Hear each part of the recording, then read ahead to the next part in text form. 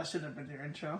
No, but hold on. I just literally realized I missed a whole thing. Ho, ho, ho. Alright then. Welcome back to the channel, everybody. Let's take a little bit of a different approach from some of the other people for this Sexual Week content.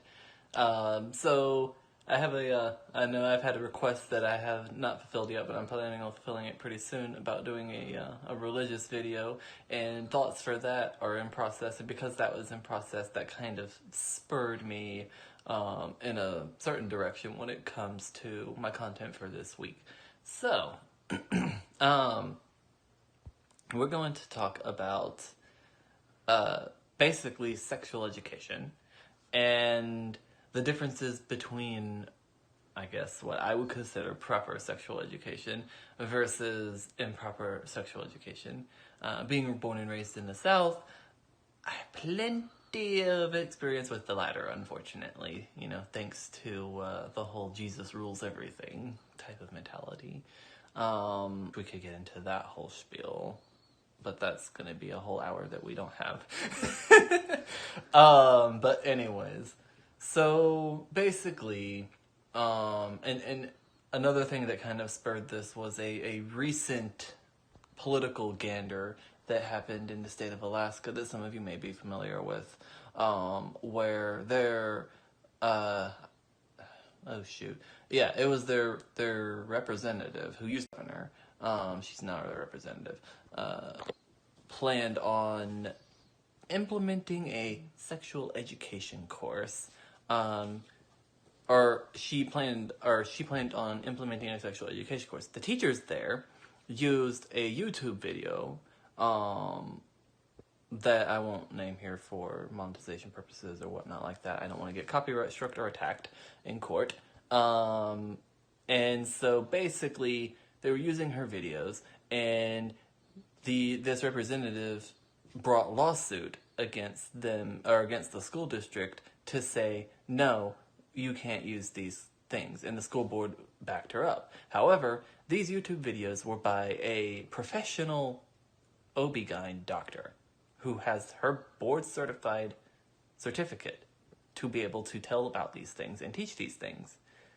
But because of the religious overtones in Alaska and the heavy emphasis on abstinence as opposed to actual sex education, as meaning talking about anatomical relations as well as talking about contraceptives and birth control in other forms and other things like that, the school board deemed it inappropriate for children. Her video basically included nothing more than medical terminology and not even like videos or pictures thereof. So yeah, there's that. And that gives you just a glimpse of the sexual education that occurs in the South and in a large majority of, I would say, yeah, the South and like Midwest-ish kind of, but not all throughout the Midwest, areas of the United States. It is heavily focused on abstinence and scare tactics to kind of frighten children into no longer having sexual intercourses, or even doing simple things such as touching people, like giving high fives, fist bumps, hugs to their friends, whatever like that. That was scared into their brains as being wrong, morally disdainful, and worthy of expulsion from school.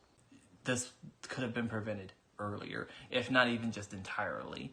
Not to mention the idea that nobody tells you anything about how anything happens. They just use scare tactics to make you avoid doing it in general. So yeah, I don't want a child, but how does that happen? I've heard, I work in a clinic, and I've heard young girls come in to get pregnancy tests, and all they did was swim with someone of the opposite gender, with fully clothed in swimsuits, but because their education system had failed them, they thought that could accidentally result in having a child. And of course, we know that's not true, but that is yet another exemplary of the failure of sexual education in the Bible Belt and in many parts of the world that are governed by their religious counterparts. They fail to mention or even endorse against sometimes the use of contraceptives. And that, I mean, do I need to tell you why you need to wear a condom? No, I don't think I do. But my point being is to say that these things are harmful and to spew evidence that is based on century-old research that has been past debunked now is dishonest and misleading. It's a disservice to our children, to say the least. So, I mean, and that's probably just scratching the surface of it. I'm sure there is way more details and way more interest, like in things or investment in things that I simply don't know about, or I simply don't have the time to go into too much detail with at the moment. Basically, yeah, that's the basic gist of the differences between proper sexual education and the improper version that is spewed by religious nonsense, mostly. And the thing is, so many things can be prevented by just learning the proper ways to deal with things.